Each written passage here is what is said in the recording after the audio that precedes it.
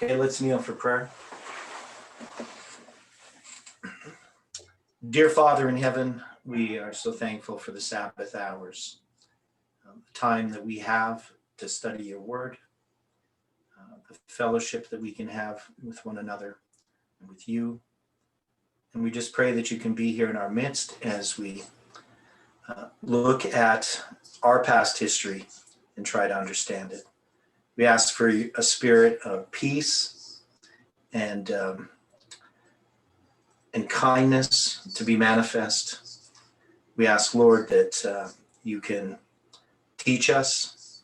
We know that we are faulty human beings, and we just ask that you can humble us, that we can receive whatever it is you want us to understand. Be with us now, we pray, and we thank you. In Jesus' name, amen.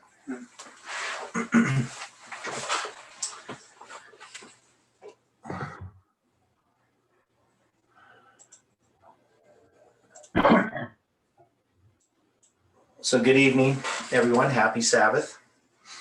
And what we're going to do today is we're going to go through two different letters that have been presented in this movement by Noel and Heather. What's the last name? It escapes me. Del Rosal. Del Rosal, yeah. And these letters are written in a very good spirit, and they're asking good questions. I don't know if I necessarily, from my perspective, agree with the conclusions, but this is something that we have to look at, and we have to have an open mind about it in trying to study this, because we as human beings are faulty.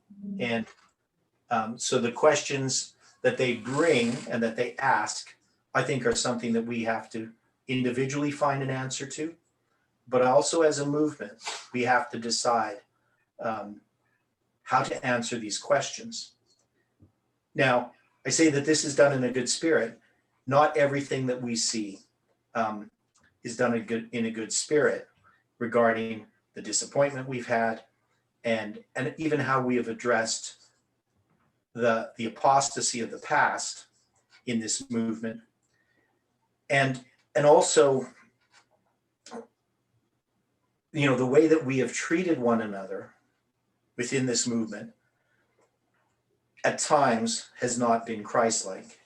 And I think that if we're going to move ahead in this movement, obviously we're going to have to have to treat each other quite differently than we have. We know that there's many things that we've personally done that are wrong. We've said things that we regret, and yet we have a desire to understand truth. And so that's why we're approaching this, looking at this in a way that's open and honest. And we're just going to try to do the best we can. There's just a few of us here right now studying together. We hope that other people watching this video, if they want to have input, they can always email me at theodorejamestourner@gmail.com. That's where they can email me. But also on the Alpha Chat, they can comment on it as well. I'm going to put the video up there. Now, the question here in this paper, so we're going to look at Noel's papers first. It says, is time setting part of the foundation of this movement? Now, he covers some of this in a very cursory way, and maybe it's from the perspective of how he understood it, though I think if I was looking at this history of time setting and how it came into the movement, I would see it a little bit differently than he does. But he's probably expressing the way that he understood it happening. Now, he starts out, June 9, 2018 marks the acceptance of time setting in this movement. So this is the Italian camp meeting. And at this camp meeting, I'm going to draw this on the board as well. Parminder proposed a logic to justify time setting in our message. Now, I didn't hear about it, of course, at that time. I didn't hear about it until Jeff presented it at the Alberta camp meeting in August So it was August 3rd. So I didn't know that we were accepting time setting. I knew that the issue was being discussed, but until Jeff presented it, I hadn't, and I've always been opposed to time setting because I had friends who were involved in time setting back in the 80s. So I knew Ellen White's counsel very well against time setting. Now he says, though the logic was offered as a suggestion subject to examination, it sufficiently convinced the leading ministries there present to adopt it without further scrutiny. Now, and that could be true, that the leading ministries adopted it. I don't know about without further scrutiny. Maybe that's the case, but it was accepted. And this was the opposite outcome of what happened when Parminder experienced what he experienced in 2012. And that was the time setting that he presented regarding the speculation that a Sunday law would occur in 2014. At that time, of course, it was not received well. And I remember that in 2012. At the time, Tabo was living with me, and Tabo was part of this secret email group, which he wouldn't allow me to be a part of, where they were discussing these issues. But it did come out in the movement that this was happening. And I was one of those that was opposed to it, since I'm opposed to time setting.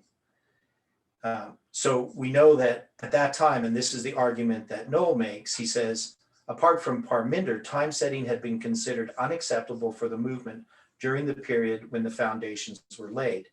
And these are very valid arguments. If we look at the foundations, because that's what he's asking, is time setting the foundation of our message. And he's saying, during the time that the foundations were laid, time setting was rejected. So was R. Mark's change in attitude toward time setting justifiable? Let us briefly examine some of the arguments presented to us at the Italian meetings. So Parminder's argument was based upon the scattering and the gathering. So there's this quote here, which we all know from November 1st, 1850. But it was given on September 23rd, that the Lord showed me that he had stretched out his hand the second time to recover the remnant of his people, and that efforts must be redoubled in this gathering time. In the scattering time, Israel was smitten and torn, but now in the gathering time, God will heal and bind up his people. So it says here, I saw it was a shame for any to refer to the scattering for examples to govern us now in the gathering. So we're familiar with this statement, and I've never really accepted personally the interpretation of how we look at the scattering and the gathering time in regard to various scattering and gatherings that have been suggested. And I'm not going to go into the details of why, but I'm just saying that this was applied by Parminder in a way that we can see here, scattering to 1798, and a gathering from 1798 to 1844, and then a scattering from 1844 to 1850, and then a gathering from 1850 to 1863, and then a scattering from 1863 to 1989, and then after 1989, a gathering. This is the argument that Noel is saying that Parminder made, that we would then be in a gathering time, and in a gathering time, you could set time. So he would take the statements made from 1844 to 1850, talking about, which is a scattering time, and applying the time setting to that period, and also from 1863 to 1989, but looking at 1850 to 1863 and 1989 to our time as gathering times so that we could set dates. So that's the argument. And in this statement in November 1st, 1850, it says, the Lord showed me that time had not been a test since 1844, and that time will never again be a test. Now, I made the argument that whatever time was in our movement, that it could not be a test. This is something that I was very definite about, that even though we were setting dates, that these were not to be a test. You were not saved based upon whether you accepted these dates or not. That character was the test, and that Sunday law was the test. But that these were something that God was showing us to be a testimony about the movement. Now, one of the things that I look at this that is the way that I would understand this, the way that I understood time, is that time was symbolic and that we had time in our message already. So we have this argument that time was not a part of the foundation of the message. Is that true? So I'm just kind of going back to his earlier statement, that when the foundation of this movement was laid, time was not a part of that movement? Or was it just that time setting was not a part of the foundation? I would have to be saying that time setting was not part of the foundation. Right. But time was. Yeah, I can't say that it wouldn't be. Right, because we had 1863, we had the 2520 that extended past 1844 to 1863. We already had 1989 and the 1260 years. Parminder didn't invent that part of it. That was already understood in this movement early on. So once we had 1989 and we had the prophetic mirror, then we could see that from 1863 to 1989 was 126 years. So, and this is prior to 2012. I'm not sure what year specifically that was understood, but it was definitely before 2012 that understanding of the 126 years existed. It could have been 2011, it could have been earlier. I might not have been aware because I came in the movement in 2010. And but I'm pretty sure I heard it early on from when I came into the movement. Once we understood the prophetic mirror, which was quite a bit earlier. Now, but as far as time being a test, we can know that time setting was definitely not a part of the foundation of the movement. We weren't setting dates, but we still had time, and time had a symbolic aspect to it, which has existed long even before this movement. That is, a typical thing that we would have is something like the destruction of Jerusalem in 70 AD would be seen as a symbol, that the 70 would be seen as a symbol of God's judgment, just like the 70 weeks, which closes the probation in 34 AD for the Jews. And then 70 AD is taken as when the execution of that judgment occurs. So that has been understood by Adventists for a long time. It's not something that was given into this movement. And you can see this in the writings of Lewis F. Weir, where he deals with the symbolic nature of many of these numbers, that they are used as symbols. So, okay, you have a statement? As you're going through this, the points you were just making, especially about the 70 weeks, especially about the destruction of Jerusalem, all of these were already involved in a single time period, a predicted time period, a prophetic time period. Yeah. So why would those have an impact on something post 1844? Why would that type of a logic be germane to that's post 1844? Because if Mrs. White has said, as you're putting up here from Review and Herald, November 1st, 1850, yeah, that the Lord showed her that time has not been a test since 1844. Mm-hmm. So we accepted that the 2300 days ended in 1844. Yeah. We accepted that the 7 times of Judah ended in 1844. Mm-hmm. And that the 1290, the 1335 ended substantially before that date. So does that not begin to poke holes in Parminder's logic? Yes. and that's the way that I would look at it, is Parminder's logic is, one is it's dispensationalism. There isn't different dispensations in which time setting is allowed and not allowed. It's an artificial construct that he created. We know that man doesn't know certain things. We can't know when Jesus is coming back. We can't know the day or the hour. And that's always been true. The Millerites made a mistake in predicting the day and the hour of Christ's return. That was a mistake. They had God's word that stood as a testimony against that. But I asked the question, the Millerites, if they were not supposed to know when Jesus was going to return, and they predicted his return and it failed, is their movement then not led by God? That's kind of the question that we have to look at. We can also say this even about the disciples in Christ's time, believing that the 70 weeks are ended and that the Messiah is going to set up his kingdom. So they had a time prophecy, but they misunderstood the time prophecy. And in the 2300 days, they had a time prophecy, but they misunderstood it. That is, the expected event did not occur.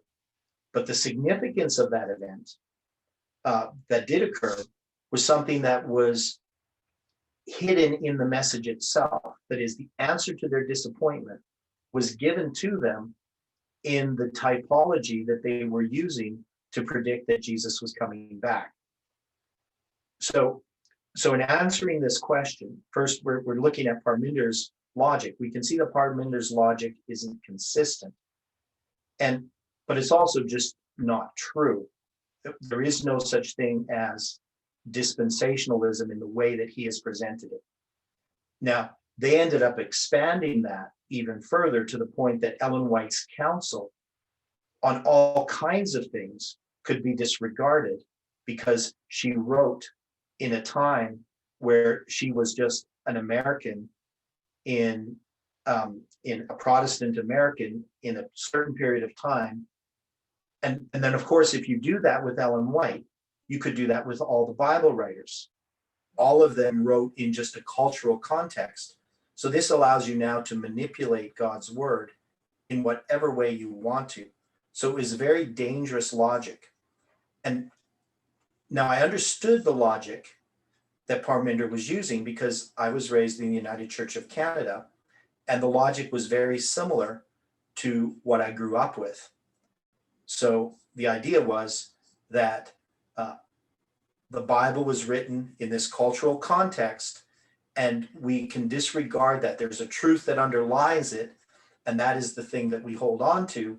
But the culture itself and all the different beliefs that they had were just human opinions. And this is the very argument that Parminder was making. But he laid it out in a very careful way so that once people bought some of his initial arguments, then eventually they took the bait. They were going to end up accepting the whole kit and caboodle. So that's what ended up happening. So it says here, he construed that because the message of time was rejected by Miller and his associates after October of 1844, and the Laodicean worldliness entered in the 1850s, God ended up relating to Adventism as if in a continuous scattering mode from 1844 until 1989. He claimed, therefore, that during those years it was not safe for Adventists to time set, which compelled Sister White to discourage time setting throughout her ministry, despite her restrictions not being intended for us living in a gathering after 1989. So she's writing about, and this is the dispensational argument, she's writing for a certain period of time. But then, of course, once you get to 1989, what counsels of Ellen White are you then going to say apply to us? Well, you can reject almost anything she says. Parminder's approach was to neutralize the gathering of 1850 by representing it surrounded by a larger scattering that he determined from 1844 to 1989. But is it valid to superimpose the restrictions of the scattering upon the gathering of 1850? No, Sister White warned in 1850 it was wrong for any to refer to the scattering, for examples, to govern us now in the gathering. So this is how Parminder reformulated the phases of scattering and gathering. So, and I'm not so interested in all the details of what Parminder was doing. The point is very clearly not according to the scriptures. It's an artificial construct that he has created by taking a statement of Sister White's and misapplying it. Now, Parminder talked a lot about, being a careful reader. One of the things there that he's not doing is being a careful reader. He's reading into it lots of different things. So also his proposal to legalize time setting contained a disturbing analogy that should have alerted us. In the parallel between 1260 years of scattering of the Christian church and the 1260 years of scattering of Adventism, or 126 years of scattering of Adventism, the symbol of Jezebel adequately represents the introduction of false doctrines. But Parminder claimed that in both cases, the wine of Babylon included the teaching that time could not be predicted. He framed his explanation like this: the darkness confronting the Millerites after 1798 originated in the 1260 years of Jezebel's rule. It was teaching of a temporal millennium, 1,000 years of peace before Christ's second coming, aimed to dissuade them from predicting time. The darkness confronting the 144,000 after 1989 originated in the 126 years of Jezebel's rule. It is the teaching of no time setting since 1844 until Christ's second coming to dissuade us from predicting time. The serious implication is that what he defined as the teaching of Jezebel is not Catholic dogma that Adventism accepted through deception, but instruction that came directly through the pen of Sister White. So this is a very valid argument. In Parminder trying to set up this parallel, he's actually setting up the idea that Ellen White is really a Jezebel, that Adventism is not correct. And of course, we saw this later on manifesting its fruit in basically a rejection of the spirit of prophecy and everything that Adventism had believed regarding health reform and Sabbath keeping and all these types of things that Ellen White, as the messenger of the Lord, was giving us as counsel from God. He would just see it as not relevant for our time. It's part of error because she's a Protestant and she's influenced by Protestant thinking. That would be Parminder's logic. So Sister White says, our position has been one of waiting and watching with no time proclamation to intervene between the close of probation or close of the prophetic periods in 1844 and the time of our Lord's coming. Now, in reading this statement, one of the things that was clear to me when we started doing this time setting is that we were not predicting the second coming of Christ. Now, saying there's no time proclamation to intervene between the close of the prophetic periods, October 22nd, 1844, and the time of our Lord's coming, has been interpreted two different ways. One is that no time at all of any sort could occur, not going to the second coming, but any time setting at all in any way would be a rejection of this counsel. But I read this as from October 22nd, 1844 to the second coming, there is no proclamation of time to mark that distance of time. So I took time setting as happening in a limited way within the movement that would accept what Ellen White said regarding time setting in connection with the events on the big line, that is the Sunday law, the loud cry, the close of probation, the second coming. All those things were out of bounds. In Parminder's interpretation, he was not looking at that at all. There was nothing that would stop them from predicting the second coming or the close of probation on the big line. In their whole idea about time setting, they basically are just rejecting all of Ellen White's counsel.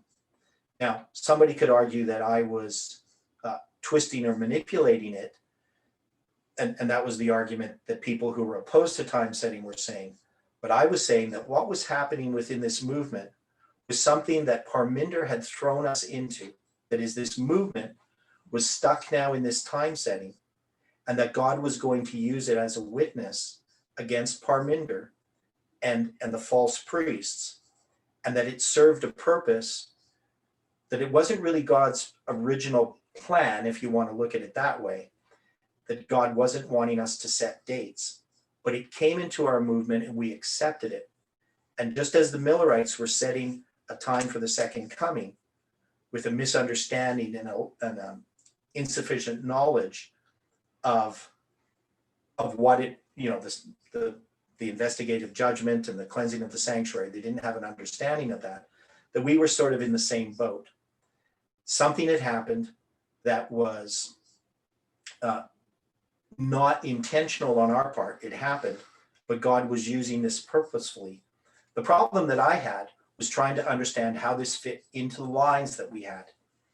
Because one of the things that I saw, and we've dealt with this, but we're going to deal with it again, is that we couldn't justify,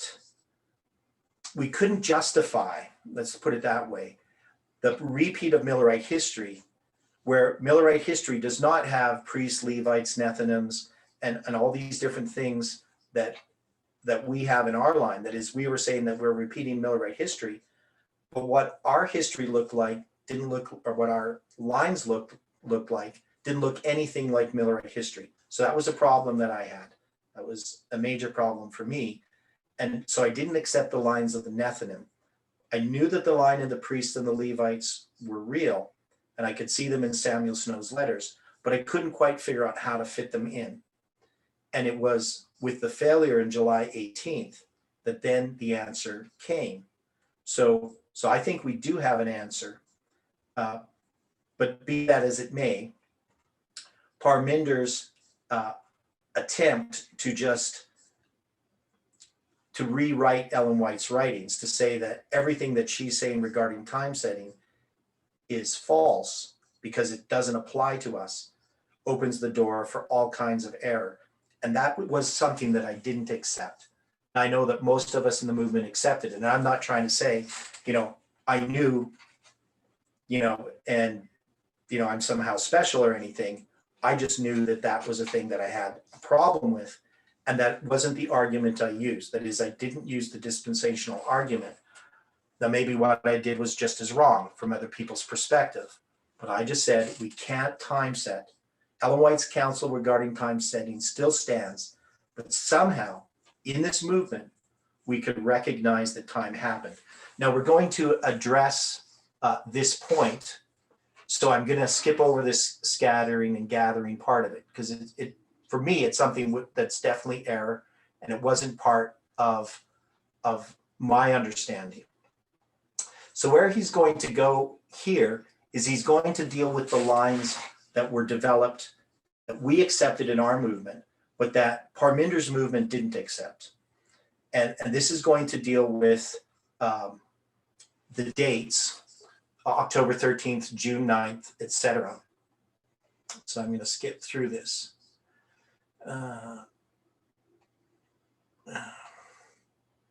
Okay, so this is the section where we talk about, was this genuine light from heaven? So I skipped over a lot of his arguments because we're all on board with him regarding what Parminder was teaching. Now the question is, we know that the instruction to time set was not genuine light brought to us through Parminder. We know that that was not God's light, because time setting is wrong, especially in the way that it was done. But one of the things we do know is that Stephen Jameson also chose November 9th, 2019, in a completely different set of reasoning, without understanding Tess's arguments, not knowing that she had chosen November 9th, 2019. So we'd have to look at that part as well, which he doesn't address. But where he's going to start is with Daniel Correa, however you say his name, what the part where I accepted time setting, where I accepted November 9th, based upon what happened. So I'm going to explain this a little bit more. what happened is that Tess presented on October 3rd. So I'm going to actually draw this on the board. I'll switch here to the board. I have to move this so it's a bit closer.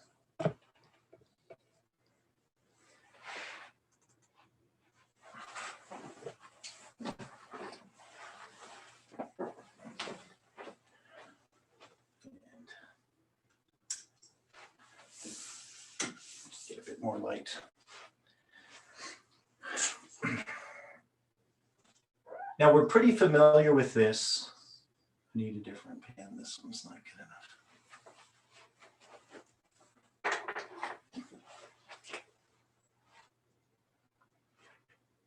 This one isn't either.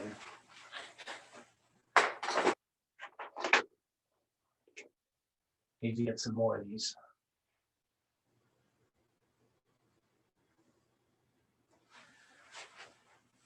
So we had this June 9th camp meeting.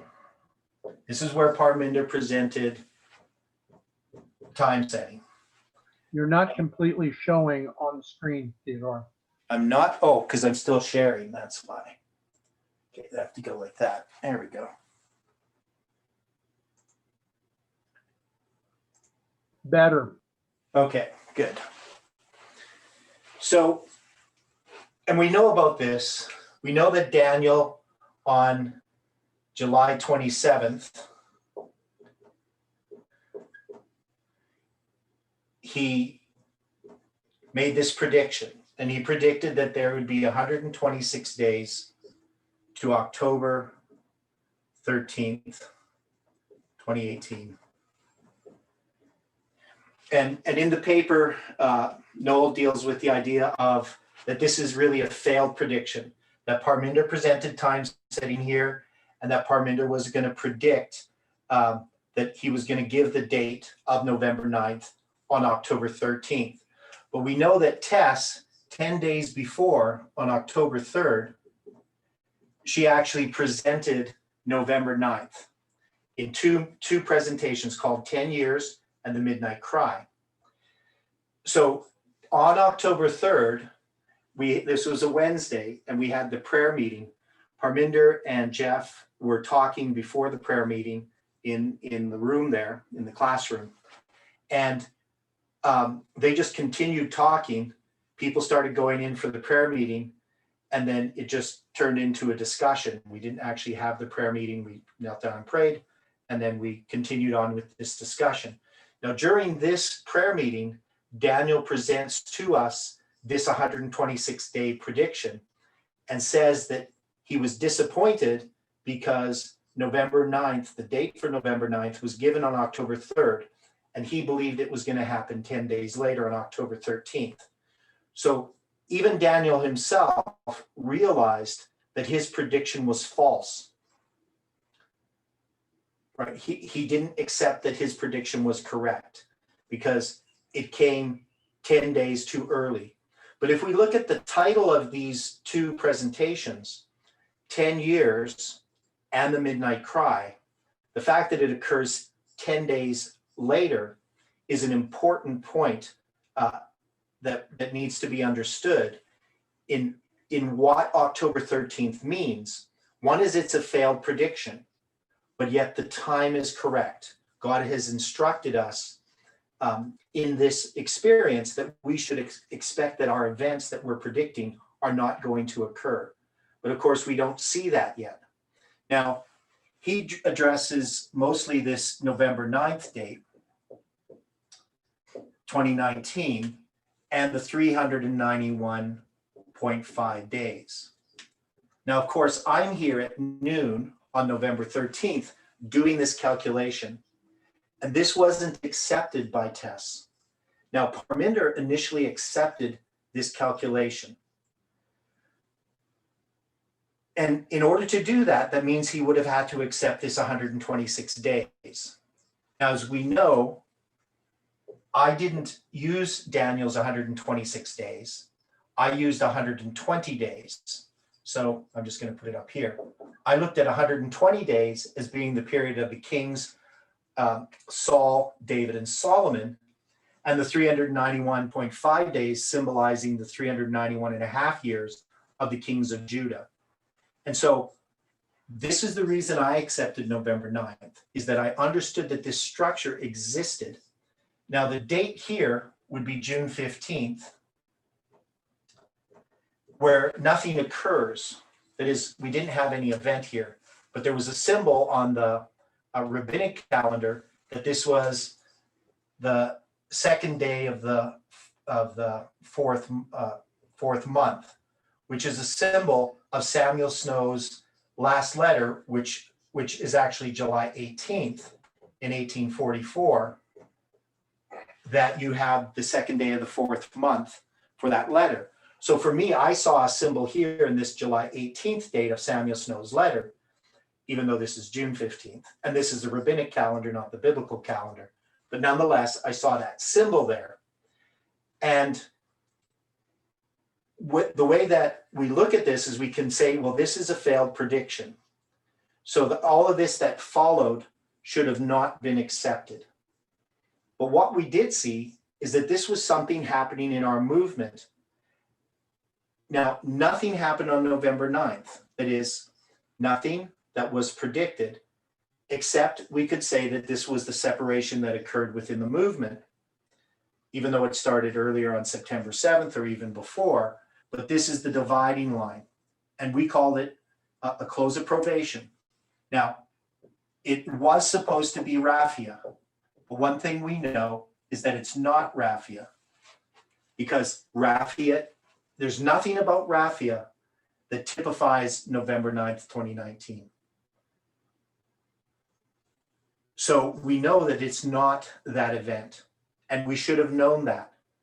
Now, we dealt in a series of studies dealing with the disappointments of the Millerites, how, for instance, on August 11th, 1840, they expected the close of probation, and that the seventh trumpet would sound, and that the third woe would begin. And that never happened. Even though the event happened with Turkey that they predicted, that wasn't the only thing they were predicting. They were predicting a bunch of other events, and those events didn't occur. And as they got closer to October 22nd, 1844, they also, before, had expected the 7 last plagues had to occur before Jesus came back. But as they got closer to October 22nd, 1844, they just dismissed all these different things that they believed had to occur before the second coming. They just didn't take them into account. They don't even really discuss it in their papers. How come we're predicting Jesus coming back, and yet the 7 last plagues hasn't occurred? You know, that's not even a discussion within any of their papers in the movement, which I find rather interesting. They just could set aside things they believed because of the October 22nd date. And of course, they should have known, if they had understood what they believed, they should have known that that can't be the second coming of Christ, that it must be marking some other event that's going to begin a series of events. That is, it would have been logical even for them to say, well, on October 22nd, 1844, a series of events is going to begin. We're going to maybe have a close of probation, and then we'll have the 7 last plagues will be poured out, and there would be all these events. And then Jesus would come back. But they didn't do that. They actually believed that Jesus was just going to come back on October 22nd, 1844. So that wasn't logical. Now, Noel doesn't address this, but we know that we ended up with this July 18th date. So July 18, 2020, and there was 252 days between here. Now, some people have argued that this is why we accepted July 18th. But Noel isn't really addressing July 18th. He's really just dealing with this November 9th date to begin with,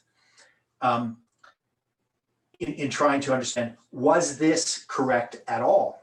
And his argument would be, since none of this was correct, any time setting that we did connected to this would also be false. But he doesn't address that specifically.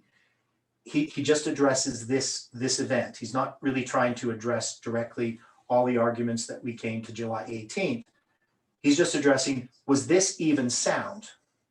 And his answer would be, this wasn't sound, because this prediction was wrong. The July 27th, 2018 prediction of Daniel was wrong. It didn't happen the way that he expected. And November 9th, 2019 was wrong, because it didn't happen the way we expected. And so any time setting should have been clear to us that it was error. And for us to continue going on time setting means that we're still under the deception of Parminder. My argument would be that even though Parminder made this prediction, Parminder didn't accept, and Tess didn't accept, this October 13th and this November 9th. And I brought this up before, that if you look at, Tess is born November 9th, 1990, and her hero, AOC, is born October 13th, 1989 at noon. And this is 391.5 days. Yet this is not something that Tess accepts. She doesn't accept this or that. But yet we would have to look at something like this as extremely unlikely to occur. Now we could just say birthdays, there's lots of coincidences about birthdays, and there are, that don't mean anything. But in the context of this whole movement, that this is an unlikely connection, this would be a testimony for Tess to realize that this was true if she had looked at this. Of course, we didn't figure this out till later, but this stands, I believe, as a witness that there's some truthfulness to what happened here. The question, I think, is how do we address this? How do we understand this? So let's take a look at what Noel says here further about it.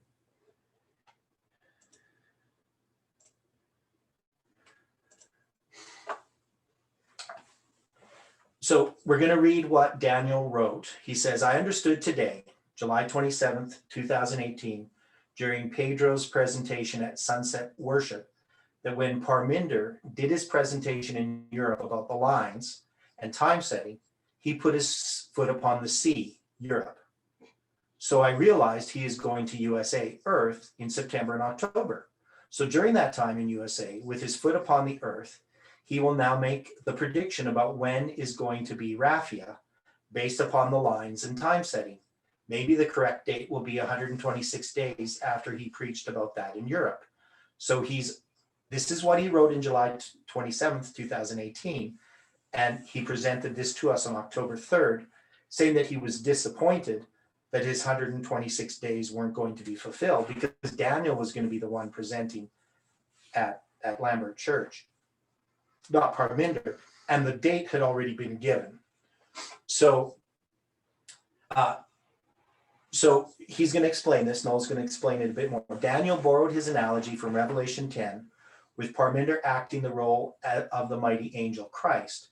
He suggested that when Parminder introduced time setting on June 9th, 2018, he had set his foot upon the sea, Europe, and when Parminder would predict the date for Raphia during an upcoming trip to the USA, he would set his foot upon the earth.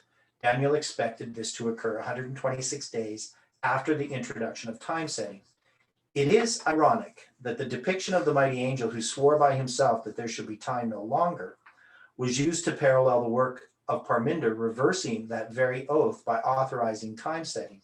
If Daniel's assessment is wrong, he has inadvertently turned the intent of the symbol upside down. So this is an interesting observation, which is definitely a valid observation. It would be a type of irony that we're going to do this. Now, of course, I don't accept Daniel's argument of this 126 days. That is, I don't accept the symbols that he used. I don't use any of his argument at all. What I looked at was the time itself, that the symbol of 126 days, not so much from Parminder's giving time setting, but actually we put it on the night before when Jeff kneels down and prays at 9/11, and that this occurred also in the camp meeting in 2017. That's also connected symbolically with this structure. So I wasn't accepting any of these arguments. I wasn't using them in any of my papers or any of my presentations, because I think it is actually a false argument. Okay, Daniel trusted that Parminder was acting on behalf of Christ when he established time setting. So you can see there that there's definitely a problem of what Daniel was doing. Now, what I came to understand is that this structure that we have was about Samuel Snow's letters. So it's a completely different argument. Now, if you look at this here, this simplification of this line, you can see June 9th, October 13th that I have, and November 9th. And this is what Parminder was teaching, or basically what Daniel was teaching, or what he was suggesting. But none of this was I accepting in the November 9th, 2019 prediction. In none of my papers do I use this argument about Christ setting his foot upon the sea and his foot upon the earth. My argument goes back to Ezekiel and to Samuel Snow's letters. We had already learned in 2016 that Ezekiel and Snow typified this movement. So even though they have this date of November 9th, 2019, none of the logic that was used either by Daniel or Parminder was accepted in my understanding of November 9th. And because of that, at the camp meeting in October of 2018, maybe I wasn't as bold as I should have been, but I was actually opposing what was being taught about November 9th. And if you watch, I can't remember which presentation it is, but if you watch the presentations, there's one where I make an appeal of what I think it is, and that it is just a close of probation for the false priests. Now, there's a bunch of other information that I was dealing with, the 70 weeks, for instance, and the 70th week specifically in the week of Christ, the literal week of Christ. And so this light that had opened up to me and also to Stephen Jameson was actually the light that we were using in making the July 18th prediction, but also in establishing the significance of November 9th, 2019. My view is that the prediction and the methodology used by Parminder and Tess was false, but they actually numbered a date or labeled a date that God had chosen as a witness against them. So, and I knew that on September 7th when Jeff got up to speak. And I was again at noon doing a calculation and coming to understand the symbols that were being shown there. So these have been done in lots of other presentations, but we can see here that instead of 391.5 days were counted forward to the date for Raphia that Tess had predicted 10 days before. So we had counted these 391 days, and obviously in the way that Daniel made his prediction and the way that Parminder and Tess made their predictions, that it's not sound theology. It's not sound understanding of the scriptures. It's a deception. It's a counterfeit. Okay, what's that? It's self-serving. Well, it was self-serving for one. So now Daniel's prediction ascribing to Christ the waymarks of June 9th and October 13th was enshrined in our message as the commencement for subsequent time-setting structures, such as the midnight chiasm. So we're going to look at that. Now,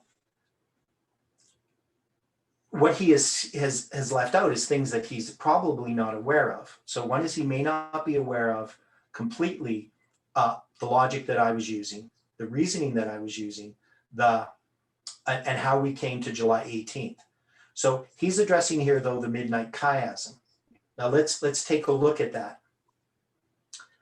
Now he says here, such is the significance of this turning point, that if it is not grounded in inspiration, the entire system of predictions that were developed upon it will inevitably fail. And that is correct. So all these predictions were meant to fail. That's one thing that's very, very clear. This was not something that God was giving us a bunch of dates so that we would know the future in the way that we expected. These were meant to fail. So now he asked this question: did Christ the mighty angel descend on June 9th, 2018 to clarify that his oath and revelation that there should be time no longer? does not forbid predicting dates. So let's read that statement again. Did Christ, a mighty angel, descend on June 9th, 2018 to clarify that his oath and revelation that there should be time no longer does not forbid predicting dates? So he's saying Christ said there should be time no longer. And are we going to say that that doesn't? He's asking a question that's kind of obviously built in. The answer is Christ is not going to tell us that we cannot set dates in a way of predicting dates. So he says, or was rather an angel of light who descended and convinced us to disregard a plain thus saith the Lord. So this is the complicated issue regarding this, right? I know there's a few more people on here. So we're reading this paper by Noel first regarding this prediction that was made on October 13th made on October 3rd of November 9th. And so we've drawn this up. So I'm going to try to go through this again a little bit. His argument is that Daniel used this Revelation 10, Christ putting 1 foot on the sea and 1 foot upon the land, to give this period of 126 days significance. And he made this prediction on July 27th, 2018, and counted 126 days. Now, to be honest, or to be clear, he actually didn't count from June 9th. He counted from June 10th, and he did an inclusive count, that is, or an ordinal count. He counted June 10th as the first day, and October 13th would be the 126th day. I counted from June 9th. I can't see the board. Oh, sorry, I forgot to stop sharing. There. Okay. So I counted from June 9th, 126 days, doing a cardinal count. So when Daniel did this prediction on July 27th, he counted from June 10th, and he counted that as day 1, and then October 13th would be day 126. So it's the 126th day, and that's the first day. So that's an ordinal count. And he used the illustration of Parminder representing Christ with 1 foot upon the sea and 1 foot upon the land. So this is what Noel is addressing. So we know, of course, Parminder is not Christ. So that's obviously wrong. And also we know here that this is from Revelation 10, in the prophecy time should be no longer.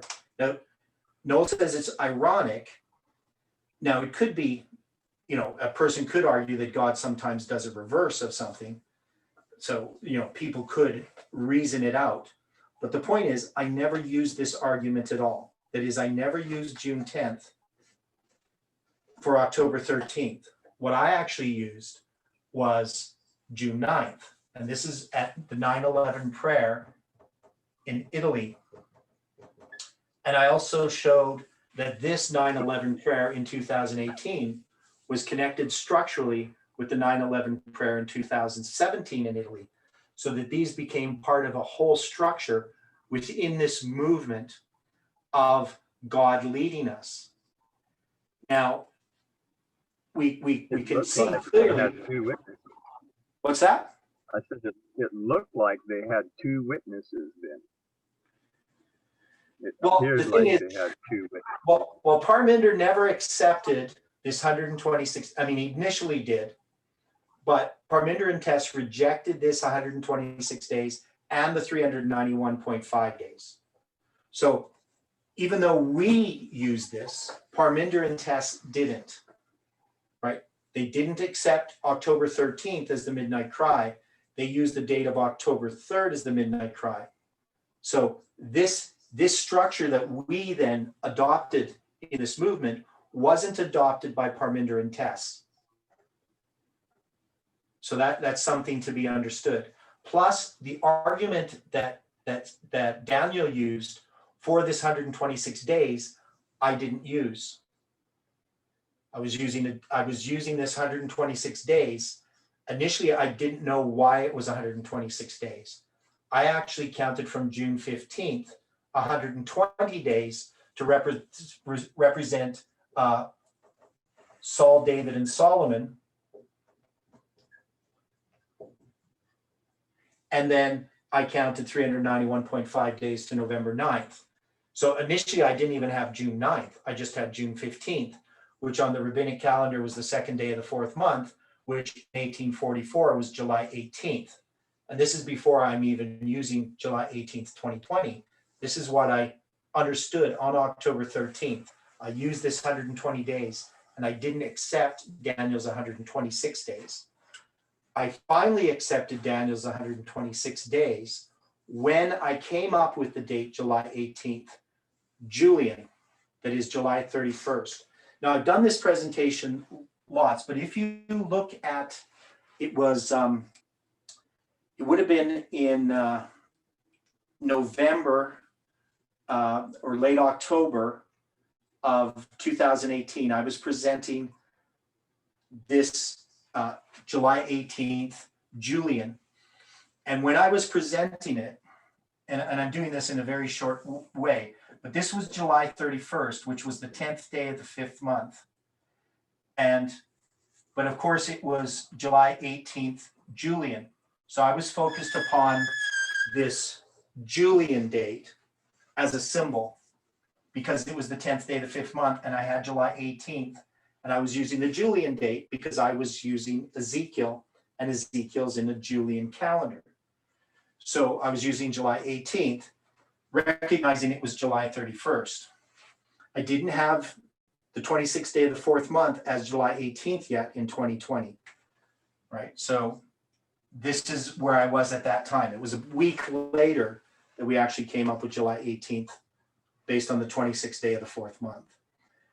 So when I first was looking at this November 9th, and I saw these symbols, July 18th, 1844 being the last letter of Samuel Snow's published on the second day of the fourth month, because midnight is the fifth day of the fourth month. And I saw this symbol from Josiah Litch's prophecy. And I started to understand that Josiah Litch's prophecy was connected with Ezekiel as well. The 391 years and 15 days were connected with this 391 and a half years. So there was, I knew that Litch and Ezekiel were connected, but I first started with Ezekiel. And I'm not going to go through the whole argument of Ezekiel, but it was based upon these literal days that he lay on his left side and right side, because he starts at midnight, and then he begins his 40 days on August 15th, which is, of course, the midnight cry. So we had this symbolism in Ezekiel. So I'm not going to go through that whole thing. The point is, once I have this date, I then did a parallel here, and I probably should have put it over here. So I'm just going to put it here. I'll get rid of it here.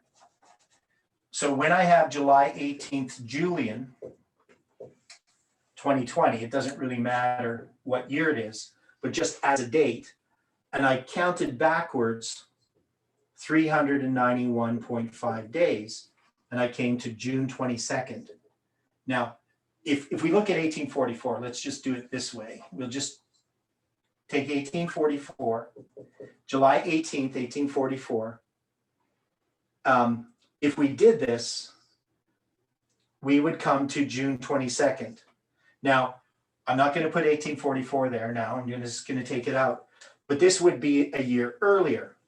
So it doesn't really matter what year this is. The point is, Samuel Snow's third letter was June 22nd, and his fourth letter was July 18th. This is Pentecost, which is one of the symbols we actually have in this whole structure. The first 9/11 prayer in 2017, Jeff was opening the Sabbath, and he was actually kneeling down at the end of Pentecost, the sixth day of the third month. He didn't know that at the time. So the symbol of Pentecost also existed in this line. So as you can see, there's lots of different evidences or lines that were coming together. The point is, when we drew Samuel Snow's letters up here, we knew that there were significant dates. The first letter is February 16th, and it is published on February 22nd. This is 6 days later. So the 6 days that we have here is also represented in Samuel Snow's letters. Now, the thing that we didn't notice, we know this is 126 days. Now, I'm just going to move this over a little bit. So I'm going to put his July 27th here. And then I'm going to put in the center here, August 11th. We noticed that between these two dates, we could divide 126 into 63 days and 63 days, and August 11th would be the center date. So this was a further testimony that this structure was based upon Josiah Litch's prophecy, that it was somehow connected with it. But what we really found that was the most remarkable is that we could take these dates, April 3rd and April 19th, and May 2nd. So this is Samuel Snow's second letter. These are all Samuel Snow's first letter, published, but written here.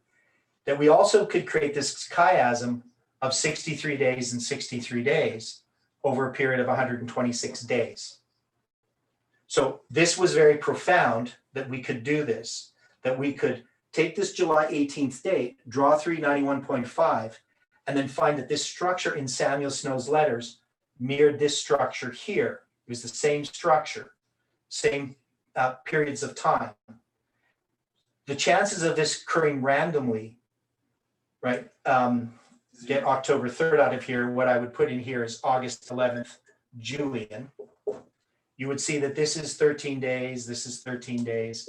And you can go through all this. Now, some is, the whole count is ordinal or cardinal, depending on how you're looking at it. You can count it different ways. But the point is this structure ended up being the same structure. And the chances of that occurring were extremely unlikely. But more importantly, we had already established that Samuel Snow was Ezekiel, and that we could take this date from Ezekiel and we could recreate this Samuel Snow's letters lining up with the events that had happened in this movement, the dates or the structure of this 126 days. And so that's significant. And the question that we have to ask ourselves is, if we were being misled, who was misleading us, and when